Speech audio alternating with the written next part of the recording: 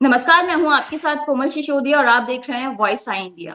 आज supreme court से एक बहुत बड़ा फैसला आया है और वो फैसला है बुलडोज़र एक्शन को लेकर के। जी हाँ, बुलडोज़र एक्शन जिस तरह से लगातार बढ़ता जा रहा था, बेकाबू हो चुका था बुलडोज़र पूरी तरह से उत्तर प्रदेश में।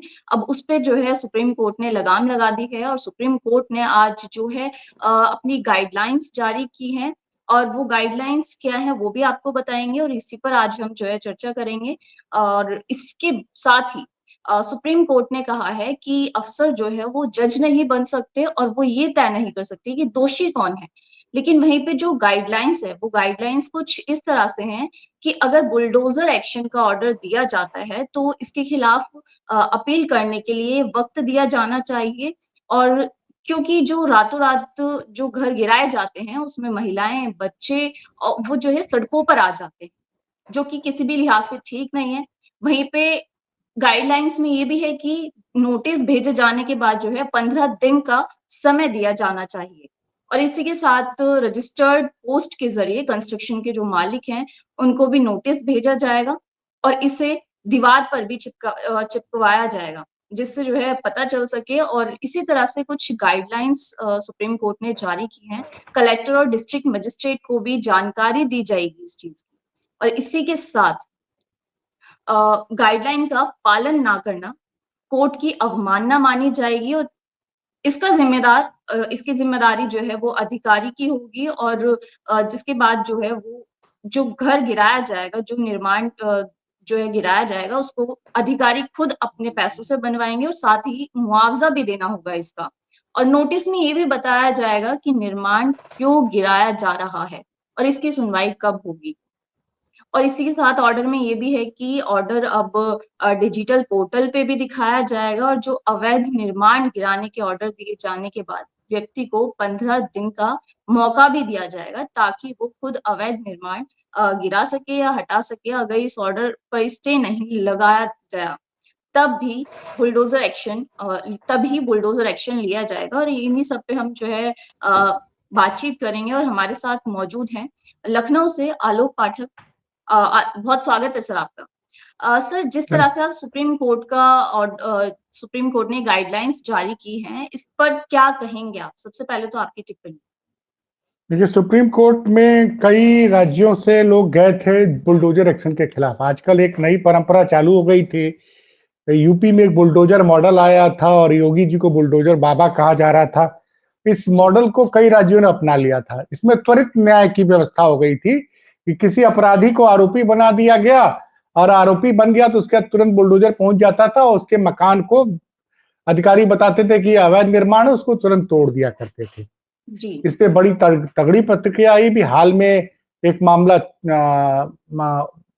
राजस्थान का उदयपुर का था, दूसरा मध्य प्रदेश का था और उत्तर प्रदेश में भी कई मामले थे। तो उसमें जो पीड़ित पक्ष था वो सुप्रीम कोर्ट पहुंच गया। तो सुप्रीम कोर्ट इस मामले की पिछले 3 महीने से सुनवाई कर रहा था और सुनवाई के दौरान ही सुप्रीम कोर्ट ने कहा था कि बुलडोजर फिलहाल नहीं चलना चाहिए जब तक हम पूरी पॉलिसी नहीं बनाते हैं। आज जो उन्होंने जजमेंट दिया है कोमल जी, उसमें 3-4 बड़ी बातें हैं। पहली बात जी, जो आपने कहा कि किसी का मकान आप रातों रात नहीं गिरा सकते। अगर किसी का अवैध निर्माण है भी तो उसको आप नोटिस देंगे और नोटिस जब वो रिसीव हो जाएगी, मतलब जब तक मैं मान ली आपने मुझे नोटिस भेजा और मेरे पास नोटिस रिसीव नहीं हुई, जिस दिन मुझे जी, रिसीव होगी उसके 15 दिन का टाइम मुझे मिलेगा। मैं कोर्ट में जाकर अपनी बात कह सकता हूं कि ये जो निर्माण अवैध बताया जा रहा है अवैध नहीं है, या फिर 15 दिन के अंदर मैं कोई दूसरा अरेंजमेंट करूंगा। पहली बात तो ये। दूसरा, उन्होंने एक बड़ी तल्ख टिप्पणी की है कि अधिकारी जो है वो जज बनने की, अधिकारी जज बन जा रहे हैं। तो क्या है, कार्यपालिका को जज नहीं बनना चाहिए। कार्यपालिका का काम यह है कि जो संविधान द्वारा प्रदत्त नियम कानून है उसके हिसाब से वो कार्रवाई करे, वो जज न बने।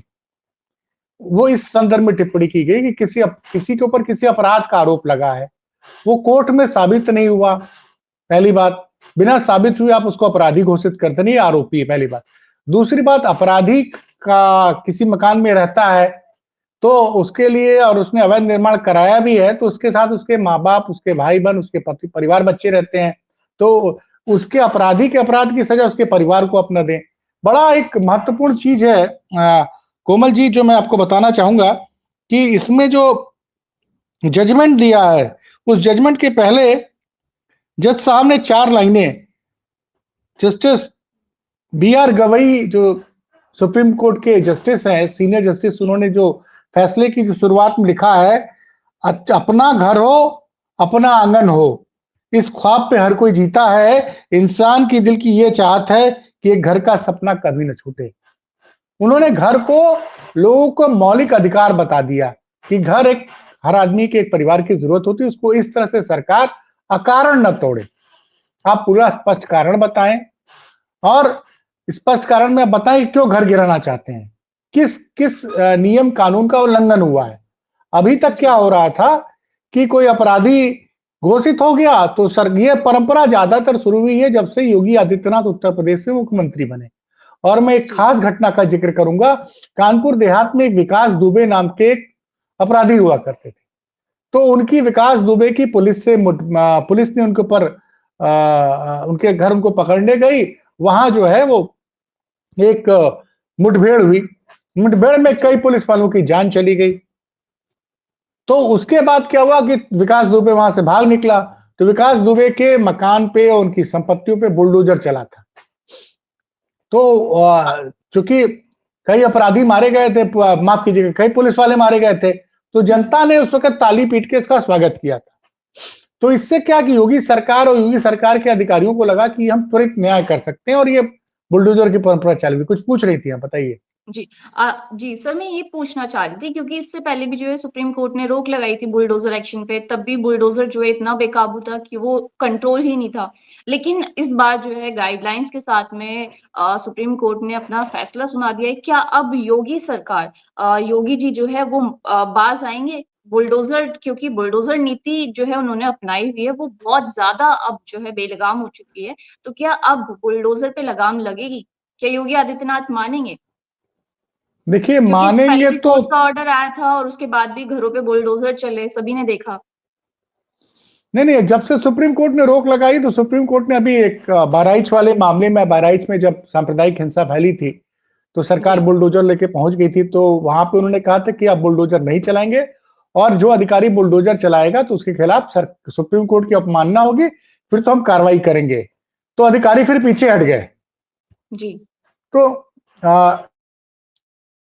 अधिकारी पीछे हट गए और अभी हाल में इस जजमेंट के आने के एक हफ्ते पहले ही सुप्रीम कोर्ट ने महाराजगंज के एक पत्रकार थे, मनोज टिब्रेवाल, उनका मकान अतिक्रमण के नाम पे रातों रात गिरा दिया था। वहां पे 4 लेन सड़क बन रही थी, एनएचआई के लोगों ने रातों रात गिरा दिया था बिना किसी नोटिस दिए। उस केस में सुप्रीम कोर्ट ने स्वतः संज्ञान लेते हुए 25 लाख रुपए का जुर्माना लगाया यूपी सरकार को कि 25 लाख रुपए पीड़ित पत्रकार को आप दें। तो अब सुप्रीम कोर्ट ने जजमेंट देना शुरू कर दिया है। और इस केस में तो ये, जैसे आपने खुद ही बताया कि अगर किसी का मकान आप गलत तरीके से गिराते हैं तो उसका मकान भी वही अधिकारी ही बनाएगा, प्लस मुआवजा भी उसको मुआवजा भी अपनी देना तनख्वाह होगा। से ही देना पड़ेगा। जी, और यहां सुप्रीम कोर्ट ने स्पष्ट किया है कि सरकारी जमीन पर अगर कोई अतिक्रमण है तो उसमें जो पहले के कानून, उसके हिसाब से सरकार अपनी जमीन खाली करा सकती है। लेकिन कोई अपराध सिद्ध नहीं हुआ, अपराधी का नाम आया, और अगर मान लीजिए आपको हाईवे बनाना भी है और जमीन का अधिग्रहण करना है तो उसमें आप बकायदे नोटिस देंगे, 15 दिन का टाइम देंगे। और कई जगहों पे तो सुप्रीम कोर्ट ने यह भी फैसला किया था कि अगर आप किसी का मकान हाईवे बनाने के लिए तोड़ रहे हैं या कुछ कर रहे हैं तो उनकी मुआवजा दिया जाता है, ये भी एक कानून है। तो मुआवजा वगैरह की चीजें परंपरा हो जाए, मुआवजा दे दिया जाए। लखनऊ में एक अकबर नगर था, वहां पे जी, कई अवैध निर्माण तोड़े गए थे। सरकार ने कहा था कि ये ग्रीन बेल्ट, नदी के किनारे की जमीन थी, उस पे जी। वो कम से कम लगभग 8,000 या 10,000 के करीब शायद वहां पे घर थे। नहीं कुछ नहीं, इसी आप सही कह रही हो। 10 से 12 हजार की आबादी थी, 1500 घर थे। जी, हाँ, जी, हाँ, तो वो तो आपने, हमने स्टोरी भी की थी जनवरी के महीने में। तो वो उसमें तो सुप्रीम कोर्ट ने कहा कि आप ये ठीक है, अवैध निर्माण है, लेकिन पहले इन लोग को आप दूसरा आवास दीजिए। तो फिर योगी सरकार ने सबको प्रधानमंत्री आवास योजना का मकान दिया। उसके बाद जब वो लोग मकान में चले गए तो उसके बाद वो मकान तोड़े गए।